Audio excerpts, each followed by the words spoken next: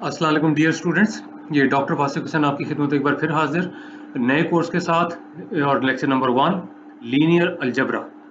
और इसमें सबसे पहले हम ये देखते हैं कि हमने बुक कौन सी फॉलो करनी है। तो ये देख लें, ये टेक्स्ट बुक आपको शो हो रही है यहाँ पे, ये वाली टेक्स्ट बुक, और ये आपके पास है elementary linear algebra 8th edition applications version, और ये एंटन हावर्ड क्रिस रोज की लिखी हुई है। 8th एडिशन ही मैंने क्यों यहाँ पे लिखी हुई है, उसकी रीजन ये है कि मेरे जो लेक्चर्स आ गए हैं उनके अंदर पेज नंबर इंडिकेट किए हुए हैं, वो पेज नंबर इस बुक के इंडिकेट किए हुए हैं। वरना इसके बाद 9th एडिशन आ चुका है, इसके बाद 10th एडिशन आ चुका है। जो सा मर्जी एडिशन आपके पास हो, कोई मसला नहीं होगा। सिर्फ मसला होगा तो ये कि पेज नंबर का इशू हो सकता है। अगर 8th एडिशन आपके पास है तो एग्जैक्टली वही पेज होगा जो मैंने यहाँ पे लेक्चर्स में इंडिकेट किया हुआ है। बाकी बुक्स में भी टॉपिक अवेलेबल है, पेज नंबर फर्क होगा। अब हम देखते हैं कि हमने टॉपिक्स कौन से कवर करने हैं। ये आ गया जी टॉपिक्स टू बी कवर्ड, और ये वाले कवर करने हैं। अब अगर मैं क्लासरूम में होता तो फिर तो मैंने एक एक टॉपिक का अभी आपको आइडिया दे देना था। अभी मैं आइडिया नहीं दे रहा, आज से इंशाल्लाह हम वेक्टर स्पेस शुरू करेंगे। इतना बताने लगा हूं क्योंकि ये Forman Christian college chartered university जो है उसका कोर्स है, लेकिन जहां जहां लोग मैथमेटिक्स मेजर कर रहे हैं तो लीनियर अलजेब्रा तो बिल्कुल कंपलसरी कोर्स होता है। और ये देख लें, ये टॉपिक्स जहां भी कवर हो रहे हैं, बेशक ये वाले और इससे ज्यादा भी, इन टॉपिक्स को तो इंशाल्लाह ताला आप इजीली इस कोर्स को अगर आप करते हैं ऑनलाइन तो समझ सकते हैं, या ऑनलाइन लेक्चर्स आप सुनते हैं तो समझ सकते हैं। तो हम इसमें वेक्टर स्पेस करेंगे, सब स्पेस करेंगे, बेसिस करेंगे, डायमेंशन करेंगे, रो स्पेस करेंगे, कॉलम स्पेस करेंगे, null space, rank, nullity, norm करेंगे, डॉट प्रोडक्ट करेंगे, vector projections, inner product spaces, orthonormal basis, Gram Schmidt process, eigen values, eigen vectors, diagonalization and orthogonal diagonalization. इसमें देख लें linear transformation भी नहीं आ रही, क्योंकि मेरी पॉलिसी होती है कि भाई इतना कोर्स कराया जाए, इतनी स्पीड पे कराया जाए कि स्टूडेंट्स को समझ आ जाए, बजाय कि इतना करा दें स्पीड पे कि पता लगा जी पता ही नहीं चला, उसका फायदा नहीं होता। तो आज हम शुरू करेंगे वेक्टर स्पेस। तो बिस्मिल्लाह करके वेक्टर स्पेस का आगाज करते हैं। इसमें देखें, जिसने पिछला कोर्स भी पढ़ा होता है या ये लीनियर अलजेब्रा पढ़ा होता है, वो जरूर कहते हैं सर ये वेक्टर स्पेस बड़ा डेंजरस टॉपिक है, इसके अंदर 10 प्रॉपर्टीज है, रटा लगाना पड़ता है, रटा नहीं लगता। उधर से ही मैं अब कहने लगा हूं, इसी बात में आपके सवाल का जवाब भी है और आपकी परेशानी का इलाज। पहली बात, 10 प्रॉपर्टीज का रटा नहीं लगाना, इस मतलब है कि टॉपिक की जरूरत क्यों पड़ गई, लॉजिक समझने की बात है, वो इंशाल्लाह मैं इसी लेक्चर में ही क्लियर करूंगा। अब बजाय कि दूसरी बात मैं करूं, पहले यहाँ पे देख लें 8th एडिशन का भी मैंने पेज नंबर दिया हुआ है, 7th एडिशन का भी पेज नंबर दिया हुआ है। अब डेफिनेशन शुरू करते हैं। डेफिनेशन यहाँ पे देख लें, बुक पे तो शायद 1.5 पेज पे आएगी, 1.5 पेज। यहाँ स्लाइड्स पे है, स्लाइड्स पे खुला खुला लिखा है, तो 3-4 स्लाइड्स पे तो डेफिनेशन है, घबराना नहीं है, समझना है। यहाँ पे लिखा हुआ है we shall state some properties if satisfied by a set of objects. Objects की जगह आप एलिमेंट्स का वर्ड यूज कर सकते हैं। वो कहता है will entitle those objects to be called vectors. पहली चीज यहाँ से क्लियर कर लें, वेक्टर दिमाग में यही आता है कि ऐसी चीज है जिसकी लेंथ होती है, डायरेक्शन होती है, एरो से इंडिकेट करते हैं। लेकिन यहाँ पे लिखा हुआ है एक सेट आपके पास गिवन है, उसके अंदर ऑब्जेक्ट्स हैं, कुछ प्रॉपर्टीज बताई जाएंगी, अगर वो ऑब्जेक्ट्स उन प्रॉपर्टीज को सेटिस्फाई कर लें तो उन हम ऑब्जेक्ट्स को वेक्टर्स कहेंगे।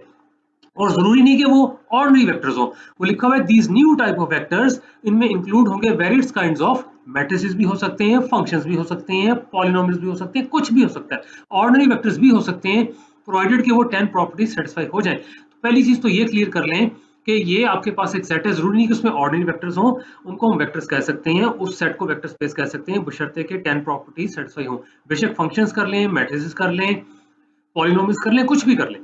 अब आती है डेफिनेशन। अब पहली चीज यहाँ पे आती है, लिखा हुआ है V be a non empty set. एक तो ना, चलो डेफिनेशन एक्सेप्ट कर लो, मुकाओ।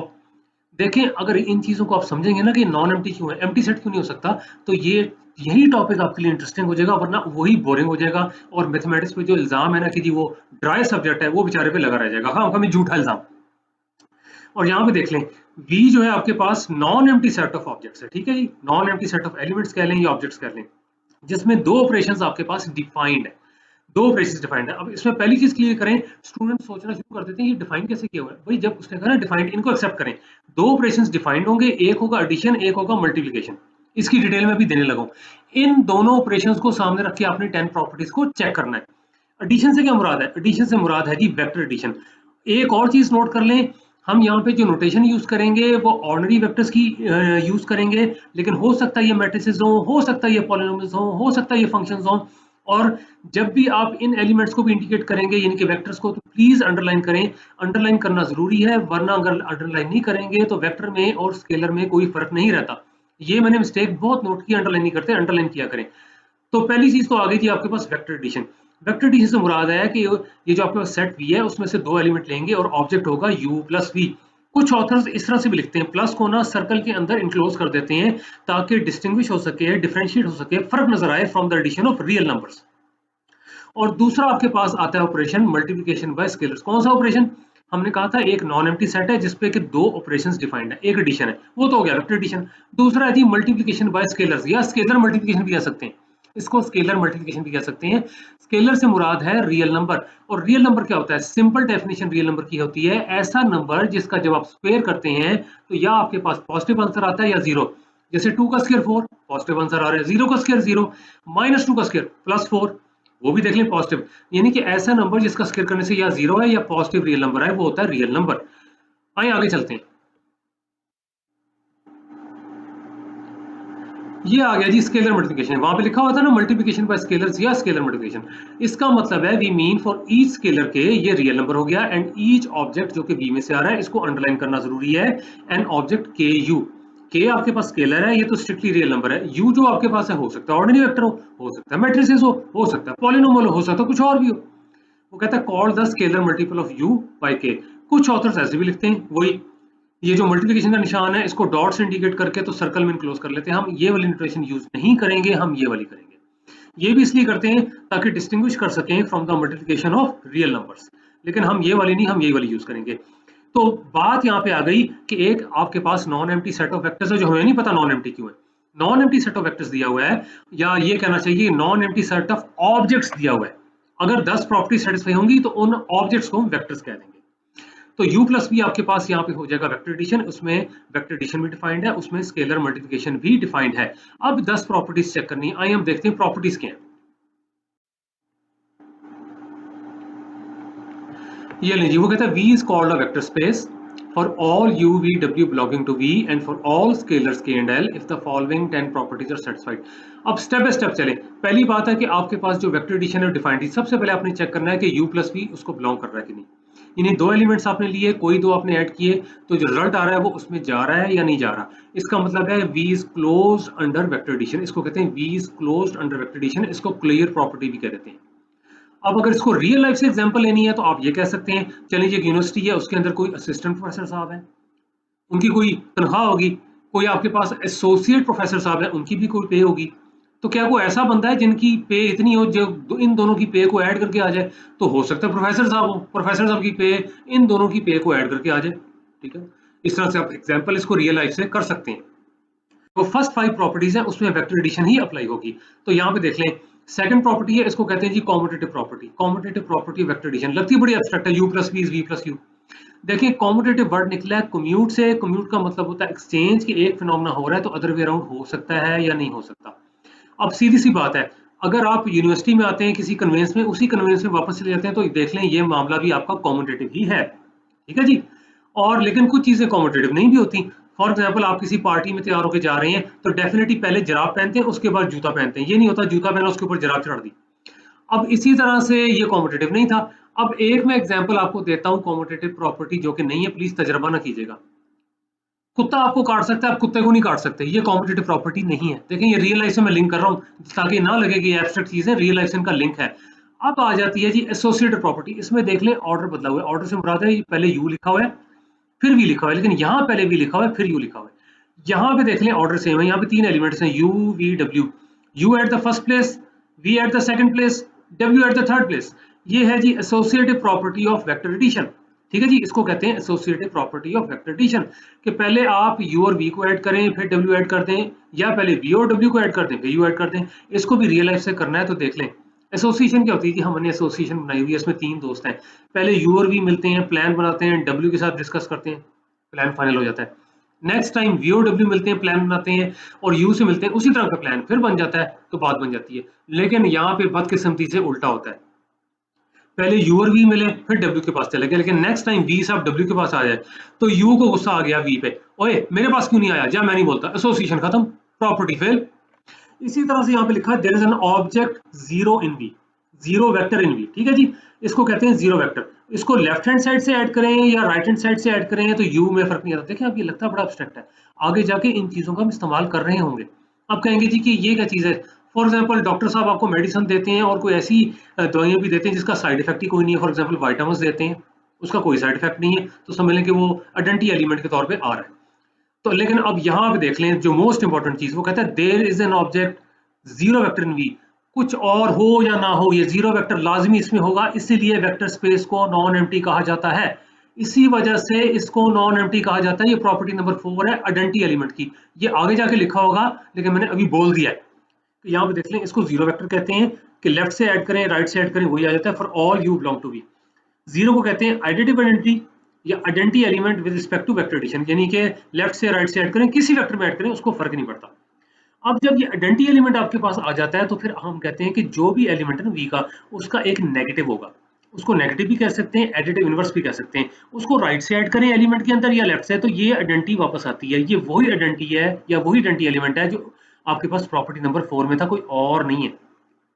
यानी कि हर एलिमेंट का एडिटिव इनवर्स होगा, हर एलिमेंट का एडिटिव इनवर्स होगा, राइट से करें या लेफ्ट से। ये प्रॉपर्टी भी देख लें, आप बेशक नोट कर लें, मैं तो यहाँ पे नहीं करके दिखा रहा, आप बेशक नोट कर लें। आज के ही लेक्चर में इस प्रॉपर्टी को मैंने इस्तेमाल करना है, यूज करना है। ये तो देखें फर्स्ट 5 प्रॉपर्टी जो थी ना आपके पास, ये टोटली आपके पास वेक्टर एडिशन पे ही बेस कर रही थी। अब स्केलर मल्टीपल आता है। जैसे आपने सबसे पहले देखा था कि जी ये देख लें कि जी u प्लस भी डिफाइंड था, क्या उसको बिलोंग कर रहा है, और अगर यही प्रॉपर्टी फेल होती फिर आगे चेक करने की जरूरत नहीं है। कॉम्यूटेटिव लॉ होल्ड कर रहा है। इसके अलावा यहाँ पे देख लें, ये जो आपके पास एसोसिएटिव लॉ क्या ये होल्ड कर रहा है, आइडेंटिटी एलिमेंट मौजूद है, इनवर्स देखें ये सब अलग अलग है। अलग अलग से मुराद की इनसे कोई रटे वाली बात नहीं है। इसी तरह से अब हम स्टार्ट करेंगे स्केलर मल्टीपल के लिए। स्केलर मल्टीपल के लिए भी इसी तरह से स्टार्ट करेंगे। के कोई आपके पास स्केलर है, यू आपके पास ऑब्जेक्ट है वी में, तो के यू कहता है वी में है। वही वाली बात, क्या के यू उसमें है? अगर ये है तो हम कहते हैं कि ये आपके पास क्या है, which shows that V is closed under scalar multiplication.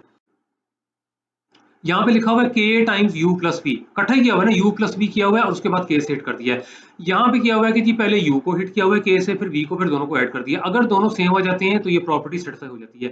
ये है distributive property of multiplication over addition. लेकिन फर्क है अगली वाली से कि इसमें दो आपके पास वेक्टर्स हैं, इसमें दो स्केलर्स हैं। ये देख लें, मैंने अंडरलाइन किया हुआ है, बार बार कह रहा हूँ प्लीज अंडरलाइन किया करें ताकि पता लगे कौन सा वेक्टर तो कौन सा स्केलर, या कौन सा वी का एलिमेंट और कौन सा स्केलर। यहाँ पे अब दो स्केलर्स हैं, ये भी वही है। के प्लस एल को हिट कर दें यू के साथ, या पहले के को यू से मल्टीप्लाई करें ये वाली चीज, फिर एल को यू से मल्टीप्लाई करें ये वाली चीज, फिर ऐड करके देखें। ये दोनों डिस्ट्रीब्यूटिव लॉज हैं, इसमें दो स्केलर्स हैं, इसमें दो वेक्टर्स हैं। ये वाला जो है थोड़ा एब्स्ट्रैक्ट है, लेकिन इसमें भी ये देख लें, पहले एल को यू से हिट किया, फिर के से किया, फिर इकट्ठा किया हुआ है। अब देख लें, ये मैंने कहा ना कि ये असल में इंट्रोडक्टरी लीनियर अलजेब्रा में एक एग्जांपल्स कराई जाती थी जो मैं यहाँ नहीं करा रहा। इसमें खास तौर पर कराई जाती थी कि ये 9th और 10th प्रॉपर्टी फेल होती हैं। ये लगता है कि ये तो कभी फेल हो नहीं सकती, लेकिन होती हैं। डिपेंड करता है कि स्केलर मल्टीपल कैसे डिफाइन किया हुआ है, वेक्टर एडिशन भी कैसे डिफाइन की है, उससे हो सकता है फिर ये वाली भी फेल हो जाए। तो ये देख लें, one times u is equal to u, इसको तो एक्सेप्ट करें। देखें ये तो समझ लें ऐसे है कि हर किसी को उसका हक मिलना चाहिए, जो उसकी पहचान है उसको मिलनी चाहिए। मिलती है? ज्यादातर को नहीं मिलती, नहीं ना मिलती। तो ये तो प्रॉपर्टी बदकिस्मती से रियल लाइफ में भी फेल होती है। लेकिन आप ना अपने केस में होने दीजिएगा, ना किसी और के साथ ज्यादती कीजिएगा, जो जिसका हक है उसको दीजिएगा। है ये वन ही, ऑर्डनरी वन ही है कि one times u is equal to u. इन सब प्रॉपर्टीज की बड़ी इंपॉर्टेंस है, बड़ी अहमियत है, और आज भी इंशाल्लाह आपको पता लग जाएगा कि इन प्रॉपर्टीज की कितनी अहमियत है। यहाँ पे लिखा है due to property number 4 vector space as a non identity set, इसलिए मैंने पहले इंडिकेट कर दिया था। प्रॉपर्टी नंबर 4 थी आपके पास, उसमें आइडेंटिटी एलिमेंट लाजमी होगा, जीरो वेक्टर लाजमी होगा, और कुछ हो ना हो तो जीरो वेक्टर लाजमी होगा। इस वजह से वेक्टर स्पेस को नॉन एम्प्टी सेट कहा जाता है, या मतलब कि vector space is a non empty. Empty set अगर होगा उसको आप वेक्टर स्पेस कभी प्रूव कर ही नहीं सकते, उसमें जीरो एलिमेंट होता ही नहीं है। तो ये देख लें, मेरा मकसद सिर्फ आपको कोर्स पढ़ाना नहीं है, आपको जो है इंटरव्यूज के लिए भी तैयार करना है। तो ये देख लें, ये बातें दिमाग में रखें और इनको समझें। आइए अब जरा वेक्टर स्पेस की एप्लीकेशन पे जाते हैं। ये बड़ा होता है जी, एप्लीकेशन क्या है इसकी। आइए चलते हैं एप्लीकेशन पे। उस पे जाने से पहले एक चीज यहाँ पे नोट कर लें, वो कहता है एक्सियम 7, 8, 9, 10 ये वाले। वो कहता है are true for all vectors in the vector space and all the scalar. ये देख लें, यहाँ लिखा नहीं हुआ, but these are true for every vector u and b, every scalar k. This is true for every vector u and all the scalars k and l. Same is true for these to.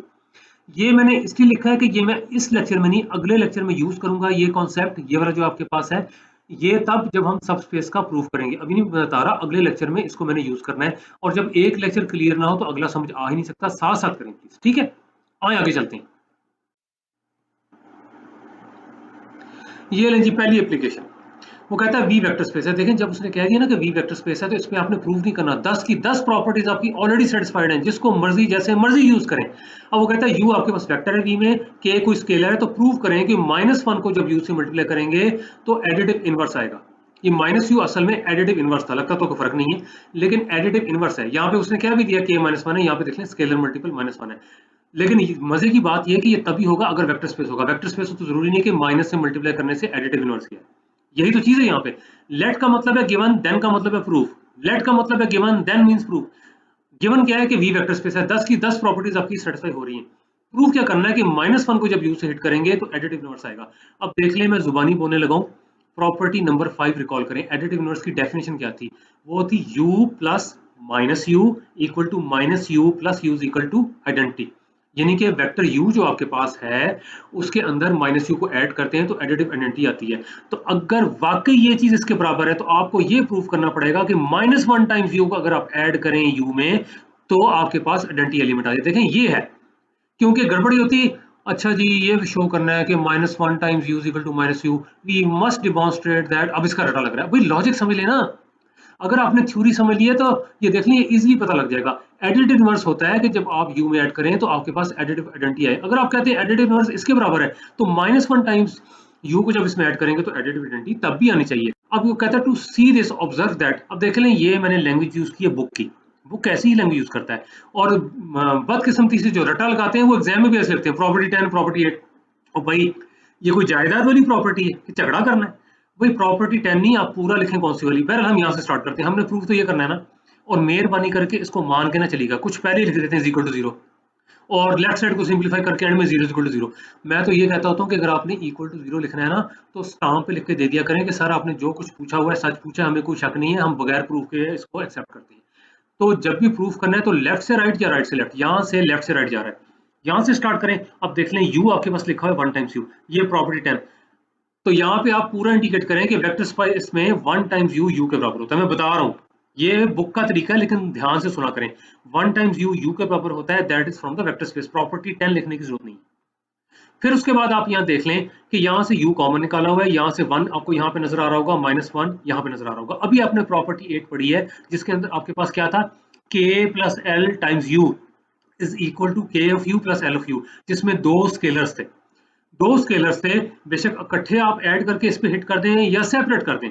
तो यहाँ पे देख लें ये property 8 नहीं लिखना, आपने पूरा लिखना है कि for a vector space for every element belonging to the vector space u for all the scalars k and l, k plus l times u is equal to k of u plus l of u। ये लिखना है। ये हो गया। अब 1 ordinary 1 है, -1 ordinary -1 है, तो ये तो 0 ही आता है। ये प्रॉपर्टी ऑफ नंबर्स कह लें या प्रॉपर्टी ऑफ नंबर 0 भी लिख सकते हैं। अब 0 टाइम्स यू क्या होगा, 0 को तो जिससे मल्टीप्लाई करेंगे वो 0 आएगा। लेकिन ध्यान रखें ये 0 स्केलर है, ये 0 वेक्टर है। लेकिन मैं एक चीज बता दूं, अब ये कैसे पता लगा कि 0 से मल्टीप्लाई करके 0 ही वेक्टर आएगा? अब आप कहेंगे ये चीज तो हम 1 क्लास से पढ़ रहे हैं कि 0 से मल्टीप्लाई करें 0 आता है। भाई इसकी भी लॉजिक है, तभी तो ये मैथ ड्राइज होता है। ये रटा लगाए हो ना 0 से मल्टीप्लाई करें 0 आता है, इसका भी प्रूफ है। अब मैं इसका प्रूफ आपको बना लूं, यहाँ तो डायरेक्ट लिखा है लेकिन 0 स्केलर को वेक्टर से मल्टीप्लाई करें तो 0 वेक्टर क्यों आता है, इसका भी प्रूफ है। आइए अब इसका प्रूफ करते हैं। उम्मीद है कि ये समझ आ गया होगा। ध्यान से देखें, जब आपने इसको एडिटिव इनवर्स प्रूफ करना था तो ये प्रूफ करना था कि u में ऐड करें आपके पास एडिटिव आइडेंटिटी आ जाए। इसका मतलब है कि ये वाली चीज एडिटिव इनवर्स के बराबर है। अब आगे चलते हैं। वो कहता है prove the last step in the proof the result 1। जो रिजल्ट 1 था आपके पास एडिटिव इनवर्स वाला, और वो क्या था आपके पास कि 0 times u is equal to 0 vector, यानी कि 0 times vector u is equal to 0 vector. अब वो कहता है v आपके पास वेक्टर स्पेस है, u आपके पास वेक्टर, ये प्रूफ करना है। अब सबसे पहले तो उसने 0 को लिख दिया 0 प्लस 0, ये तो प्रॉपर्टी ऑफ नंबर 0 है। ठीक हो गया जी, 0 भी तो वो एडिटिव आइडेंटिटी है ना, किसी भी रियल नंबर में ऐड करने फर्क क्या पड़ता है। अब इसने इसको ब्रेक कर दिया। अब देखें मैं वही कह रहा हूँ, इसको ब्रेक तो किया लेकिन वो लिख दिया प्रॉपर्टी 8। आपने वही लिखना है वो जो आपके पास होता है जी k plus l times u is equal to k of u plus l of u। यहाँ पे इंडिकेट कर दें distributive property of multiplication over addition, वो भी इंडिकेट कर दें। इस तरह नहीं लिखना। अब आप कहेंगे सर आपने क्यों लिखा है, ये बुक में ऐसे लिखा हुआ है, आपको समझा रहा हूँ। तो यहाँ से स्टार्ट हुआ यहाँ पहुंच गया, ये हो गया। अब वो कहता है कि जो भी एलिमेंट वेक्टर स्पेस का, क्योंकि देखिए वेक्टर स्पेस है, vector space is closed under scalar multiplication for every scalar k, this is true. तो जाहिर बात है कि फिर अगर k 0 के बराबर होगा तो उसके लिए भी ट्रू है, यानी कि ये एलिमेंट भी v में होगा। वो कहता है k u जो है v को बिलोंग कर रहा है for every scalar k for every vector u belong to v। तो 0 u भी बिलोंग करेगा जब k 0 के बराबर होगा। अगर ये एलिमेंट वी को बिलोंग कर रहा है तो इसका एडिटिव इनवर्स भी होगा। यहाँ पे प्रॉपर्टी 5 लिखा हुआ ना, हमने यही पढ़ा था कि हर एलिमेंट का एडिटिव इनवर्स होगा। तो 0u का एडिटिव इनवर्स क्या होगा, इसको लिखते हैं -0u। इस इक्वेशन में दोनों तरफ ऐड करते हैं। अब देख लें स्टेप्स का भी कई बार रटा लगाना पड़ता है। ये तो लिखा हुआ ना 0u हैज अ नेगेटिव, भाई अब ये ऐड करना, भाई इसकी लॉजिक है, आपने ये प्रूव करना है ना, इसको मैंने कहा था मान के नहीं चलना, लेकिन लॉजिक तो है। यहाँ पहुंचे हुए हैं आप, ये तो चले फिर भी मुझे नजर आ रहा है, ये तो मुझे नजर आ रहा है, यहाँ पे है, लेकिन यहाँ पे ये आ रहा है, मतलब है कि एक तरफ तो ये नहीं है, इसको लाना, इसको लाने के लिए क्या करेंगे, ये कब आता है, ये तब आता है जब एक वेक्टर में उसका एडिटिव इनवर्स ऐड करें। तो ये वाला जो वेक्टर है इसमें इसका एडिटिव इनवर्स ऐड कर दें, ये देख लें लेफ्ट साइड में भी करें, राइट साइड में भी करें। अब वही वाला काम करें, क्योंकि ये तो वेक्टर स्पेस है, इसमें एसोसिएटिव लॉ होल्ड करता है, तो बजाय कि इन दोनों को ऐड करने के बजाय इन दोनों को करें। ये देखें प्रॉपर्टी 3 एसोसिएटिव लॉ था, लेकिन आपने यहाँ पे लिखना है कि associative property holds in case of the vector spaces. अब यहाँ पे देखें ये दोनों मिलके क्या होंगे, या ये दोनों मिलके क्या होंगे, एक वेक्टर है दूसरा उसका एडिट इनवर्स है, आइडेंटिटी एलिमेंट आएगा। एक वेक्टर है दूसरा उसका एडिट इनवर्स है, आइडेंटिटी एलिमेंट आएगा। यहाँ पे लिखा है जी प्रॉपर्टी 5 ये, लेकिन यहाँ पे आपने प्रॉपर्टी 5 लिखना, आपने लिखना है additive inverse property in case of vector space. अब जब आइडेंटिटी एलिमेंट किसी वेक्टर में ऐड होता है तो क्या होता है, फर्क नहीं पड़ता, वेक्टर वही का वही आ जाता है, वही वेक्टर वापस आता है। ये लिखा है प्रॉपर्टी 4, इसको आपने लिखना है identity element with respect to vector addition. तो ये लें जी प्रूफ कंप्लीट हो गया। लेकिन ये मैं बताऊं, एक चीज का ध्यान रखा करें, कभी टीचर्स को ये ना शो किया करें कि जी आप उनसे ज्यादा जानते हैं। हाँ, अगर आपके दिमाग में कोई अच्छा मेथड आता है, अच्छे से मुराद के इससे भी, ये तो बुक का है ना, इससे भी इजी आता है, तो जरूर शेयर किया करें, अलग से शेयर कर दिया करें। और मैं बड़े फख्र से कहता हूँ, मुझे एक स्टूडेंट ने एक मेथड बताया था जो इससे शॉर्ट था, वो मैंने अगले किया हुआ है। अगर तुम्हें क्लास में तो बोर्ड पे करता हूँ, मैंने अगली स्लाइड पे किया हुआ है, वो भी आप एग्जाम में कर सकते हैं। ये तो लेंथी मेथड है। ये लें जी, वो कहता है जी शॉर्टर मेथड किस चीज का, to prove 0 times vector u is equal to 0 vector, और यू बिलोंग कर रहा है वेक्टर स्पेस को। ठीक है जी, यहां से स्टार्ट हो रहा है। अब ये देख लें, ये लेफ्ट हैंड साइड से स्टार्ट किया है, और ये देख लें इसको हमने पहले लिखा था 0 + 0, अब मैं लिख रहा हूँ 1 + -1। ये है जी प्रॉपर्टी ऑफ नंबर 0। ठीक हो गया, अब इसको ब्रेक कर लें, स्टेप बाय स्टेप देखें। इसको लिखें 1 टाइम्स यू, ये आपके पास आ गया, और -1 टाइम्स यू, ये आपके पास आ गया। देखें ये तरीका होता है, देखें मैंने बता दिया, जुबानी बोल रहा था, मैंने को नहीं लिखा प्रॉपर्टी नंबर 8 या जो भी, मैंने पूरा लिखा है for all scalars k l and all the vectors belonging to the vector space, क्योंकि वेक्टर स्पेस की प्रॉपर्टी है। ये हो गया। अभी देखें आपने कहा था कि जब वेक्टर स्पेस की प्रॉपर्टी की थी कि 1 टाइम्स यू यू के बराबर होता है, इसको यू लिखेंगे, और ये क्या प्रूव किया था, -1 टाइम्स यू, ये एडिटिव इनवर्स होता है। यहां से आप देख लें 1 टाइम्स यू जो है यू के बराबर होता है, -1 टाइम्स यू जो है आपके पास माइनस यू के बराबर होता है। और यहाँ पे भी लिखा हुआ है 1 टाइम्स यू यू के बराबर है, and that is true for any vector belonging to the vector space. इसके अलावा ये जो है -1 times u is equal to -u, इसी ही लेक्चर में प्रूव हुआ है, that is again true for any vector belonging to the vector space. जब यहाँ तक आप पहुंच गए तो अब तो बहुत क्लियर नजर आ रहा है कि क्या होगा, ये होगा, ये आपके पास जो है u है, ये उसका एडिटिव इनवर्स है, दोनों को ऐड करेंगे, एडिटिव आइडेंटिटी आ जाएगी, यही प्रूव करना था। ये लीजिए, ये लिखा हुआ है प्रॉपर्टी ऑफ एडिटिव इनवर्स, और यहाँ पे देख लें ये जो प्रॉपर्टी आपके पास जो है एडिटिव इनवर्स की है, एक वेक्टर में उसका एडिटिव इनवर्स ऐड करें तो एडिटिव आइडेंटिटी आती है, and that is true for any vector belonging to the vector space. तो अब यही देख लें, लेफ्ट हैंड साइड से स्टार्ट हुए, राइट हैंड साइड पहुंच गए, और ये प्रूफ जो है पिछले वाले से डेफिनेटली शॉर्टर है, ये भी ठीक है। तो इस तरह ये प्रूफ कंप्लीट हो गया। लो, ये तो टॉम एंड जेरी भी खुश हो गए, ये जो लड़ते रहते थे वो भी खुश हो गए, तो इसका मतलब आपको भी खुश हो जाना चाहिए। ठीक है ना जी, आप तो इन लोगों से ज्यादा अक्लमंद है ना। चलिए जी, कोई क्वेश्चंस हुआ या क्वेश्चंस हुए तो जरूर पूछ लीजिएगा, कोई क्वेश्चन हुए तो पूछ लीजिएगा। इसके साथ ही अल्लाह हाफिज, पहला लेक्चर खत्म हो गया। अब इंशाल्लाह मुलाकात होगी लेक्चर नंबर 2 में।